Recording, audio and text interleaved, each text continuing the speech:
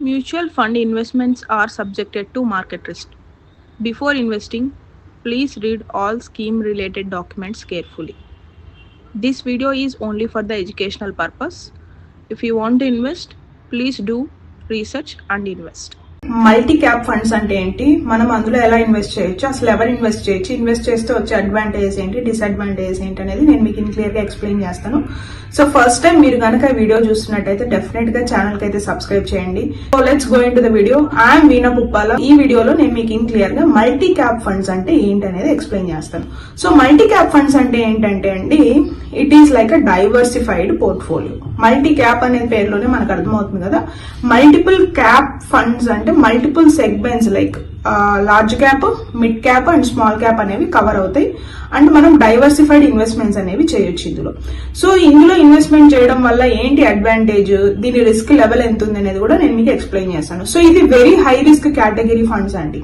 Okay, so మీరు investment చేస్తున్నారంటే ఒక మెయిన్ థింగ్ మీరు అబ్జర్వ్ చేసుకోవాల్సింది, మనకి ఎవ్రీ ఫండ్ మీద ఇది రిస్క్ లెవెల్ అనేది రాసి ఉంటారు. Very high risk, moderately risk, లో రిస్క్ అనేది. వెరీ హై రిస్క్ ప్రొఫైల్లో వెరీ హై రిస్క్ ఫండ్స్ లో ఈ మల్టీ క్యాప్ ఫండ్స్ వస్తాయి. ఎందుకు వెరీ హై రిస్క్ అంటే, ఏ ఫండ్స్ అయితే ఈక్విటీ ఫండ్స్ అయితే ఈక్విటీలో ఇన్వెస్ట్ చేస్తాయో, ఈక్విటీలో మేజర్ పోర్షన్ ఇన్వెస్ట్ చేస్తాయో వాటిని వెరీ హై రిస్క్ ఫండ్స్ కింద కేటగరైజ్ చేయడం జరిగింది. Okay, very high risk funds అని ఎందుకు అంటారంటే, ఈక్విటీ అంటే మీరు డైరెక్ట్ గా స్టాక్ మార్కెట్ మీద ఇన్వెస్ట్మెంట్ చేస్తున్నట్టు, మల్టిపుల్ కంపెనీస్ మీద ఇన్వెస్ట్మెంట్స్ చేస్తున్నట్టు. ఓకే, సో మీరు ఇప్పుడు ఇమీడియట్ గా ఈ వీడియో అయిన తర్వాత మీకు కింద వీడియోలో ఉన్న డిస్క్రిప్షన్ లో నేను ఒక లింక్ కూడా ప్రొవైడ్ చేస్తున్నాను. నేను official partner with asset plus. Asset plus is a platform where you can do your investments.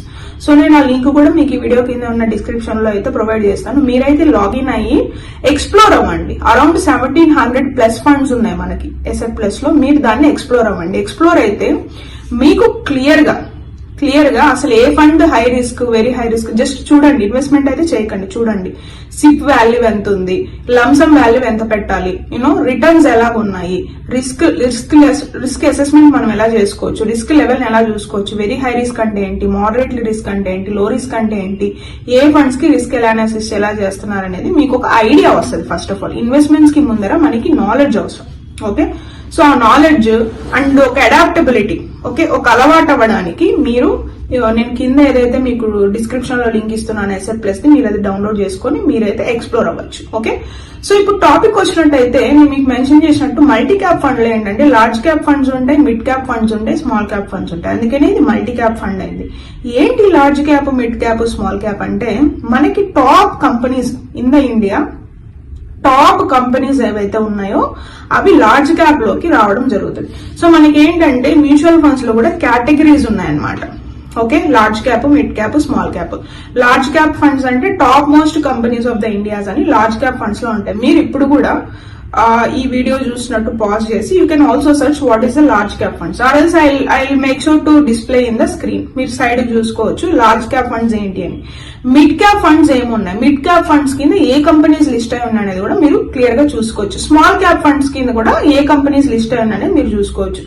మళ్ళీ మనం ఇన్వెస్ట్ చేసే ఫండ్ కంపెనీని బట్టి మన రిటర్న్స్ కూడా డిపెండ్ అవుతాయి. మ్యూచువల్ ఫండ్స్ లో కూడా ఏంటంటే మనం large cap, mid cap or multi cap ఎలాంటి ఫండ్ లో ఇన్వెస్ట్ చేసినా మనం ఇన్వెస్ట్ చేసే ఫండ్ కంపెనీ మీద కూడా డిపెండ్ అవుతాయి. ఎందుకు డిపెండ్ అవుతాయంటే, ఫండ్ మేనేజర్ ఇక్కడ యాక్టివ్ రోల్ అనేది ప్లే చేస్తాడు. ఏం ప్లే చేస్తాడు, మనం ఏదైతే ఒక 1000 రూపీస్ లేకపోతే 10,000 రూపీస్ ఇన్వెస్ట్మెంట్ చేయాలనుకున్నది ఫండ్ మేనేజర్ సెగ్రిగేట్ చేస్తాడు. ఇంత పోర్షన్ ఈ కంపెనీలోకి, ఇంత పోర్షన్ ఈ కంపెనీలోకి అని సెగ్రిగేట్ చేస్తాడు. 3% ఇందులో, 2% ఇందులో, 1%, 0.2%, 0.1% ఇలాగా మన అమౌంట్ ని సెగ్రిగేట్ చేస్తారు.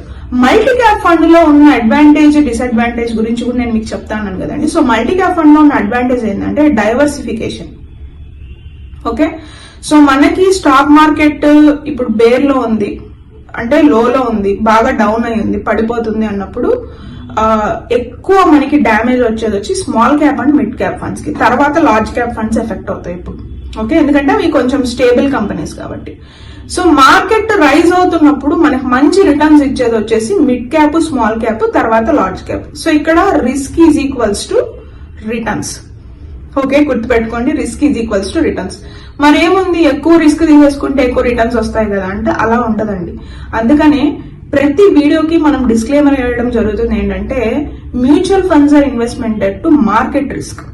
ఎన్ని రోజులైనా డ్రాప్ అవ్వచ్చు, చాలా రోజులు డ్రాప్ వస్తుంది ఒక్కోసారి, అప్పుడు ఏంటి చాలా ప్రాబ్లం అవుతుంది. సో ఇన్వెస్ట్మెంట్స్ అనేవి కూడా మనం చాలా రిస్క్ ప్రొఫైల్ అనాలిసిస్ చేసి, మీరు ఎక్సెస్ మనీ ఏదైతే ఉంది అనుకుంటున్నారో, మీరు బిగినర్స్ అయితే మీ దగ్గర ఉన్న ఎక్సెస్ మనీనే మీరు మార్కెట్ మీద పెట్టాలి. అది మ్యూచువల్ ఫండ్స్ అవ్వచ్చు, స్టాక్స్ అవ్వచ్చు. నేనైతే మీరు బిగినర్ అయితే నేను మ్యూచువల్ ఫండ్స్ తోనే స్టార్ట్ చేయమని చెప్తాను. స్టాక్స్ లో మనకి నాలెడ్జ్ ఉండాలి and risk level compare to mutual funds ఎక్కువ ఉంటుంది స్టాక్స్ లో కంపారిటివ్ గా. సో మీరు మ్యూచువల్ ఫండ్స్ ని స్టాక్స్ ని పెడితే స్టాక్స్ లో రిస్క్ ఉంటుంది, కంపారిటివ్ గా మ్యూచువల్ ఫండ్స్ లో చూస్తే మ్యూచువల్ ఫండ్స్ లో మనకి తక్కువ రిస్క్ ఉంటుంది. ఎందుకంటే ఇక్కడ కూడా డైవర్సిఫై చేస్తున్నాం, ఒక్క స్టాక్ కొనట్లేదు, ఒక 50 స్టాక్స్ 30 స్టాక్స్ కొంటున్నాం కాబట్టి రిస్క్ అనేది తగ్గుతుంది. ఈ మల్టీ క్యాప్ లో కూడా మీకు వచ్చే అడ్వాంటేజ్ ఏంటంటే డైవర్సిఫై అవ్వడం వల్ల మీరు రిస్క్ లెవెల్స్ ఇప్పుడు మీరు ఓన్లీ లార్జ్ క్యాప్ ఫండ్ లో పెట్టేదానికన్నా మల్టీ క్యాప్ ఫండ్ లో పెడితే ఏంటంటే మీరు 3 క్లాసెస్ ని కొంటున్నట్టు, లార్జ్ కొంటున్నారు, మిడ్ కొంటున్నారు, స్మాల్ కొంటున్నారు. పడిపోయినప్పుడు మనకి యూనిట్స్ ఎక్కువ వస్తాయి, ఎందుకంటే స్మాల్ మిడ్ లో పర్ఫామ్ చేస్తాయి, ఎక్కువ మనకి రిస్క్ జోన్ లో ఉంటాయి కాబట్టి అప్పుడు యూనిట్స్ ఎక్కువ వస్తాయి, ఎన్ఏవి తగ్గుతుంది. అండ్ మనకి లార్జ్ క్యాప్ లో కూడా ఇన్వెస్ట్ చేస్తున్నాం కాబట్టి బ్యాలెన్సింగ్ అనేది అవుతుంది ఇక్కడ. సో డిసడ్వాంటేజ్ ఏంటంటే కంపేర్ టు మనం సింగిల్ ఫండ్ ని చూస్ చేసుకునే దానికన్నా ఈ మల్టీ క్యాప్ ఫండ్ లో ఏంటంటే వాలటాలిటీ అనేది ఎక్కువ ఉంటుంది, అప్ అండ్ డౌన్ అనేది ఎక్కువ ఉంటుంది, ఎందుకంటే డైవర్సిఫికేషన్ ఉంది కాబట్టి. వైస్ వర్సా రివార్డ్స్ కూడా అలానే ఉంటాయి. సో మీరు కంపారిజన్ కూడా చేసుకోవచ్చు అండి. లైక్ నేను మీ కింద ఏదైతే లింక్ ఇచ్చున్నాను అసెట్ ప్లస్ ది, మీరు అందులోకి వెళ్ళి డౌన్లోడ్ చేసుకొని ఆ ఫండ్స్ ఏవైతే ఉన్నాయో ఆ ఫండ్స్ ని కూడా మీరు కంపేర్ చేసుకోవచ్చు. ఓకే, మీరు ఏదైనా డైరెక్ట్ గూగుల్లోకి వెళ్ళైనా కూడా చూసుకోవచ్చు. మీరు చేయాల్సిన మెయిన్ ఇంపార్టెంట్ సెగ్మెంట్ ఏంటంటే కంపారిజన్ చేస్తున్నప్పుడు గుర్తుపెట్టుకోవాల్సిన one important segment, past returns are not guaranteed for the present returns. So ఒక ఫండ్ ఒక 3 years బ్యాక్ 1 year బ్యాక్ బాగా పర్ఫామ్ చేసినంత మాత్రాన ఇప్పుడు సేమ్ పర్ఫార్మెన్స్ వస్తుందని గ్యారంటీ లేదు. మరి మనకి రిటర్న్స్ లో గ్యారంటీ లేదు, ఫండ్ పర్ఫార్మెన్స్ లో గ్యారంటీ లేదు, మరి ఎందుకు ఇన్వెస్ట్ చేయాలి మనం? Remember, risk equals to rewards.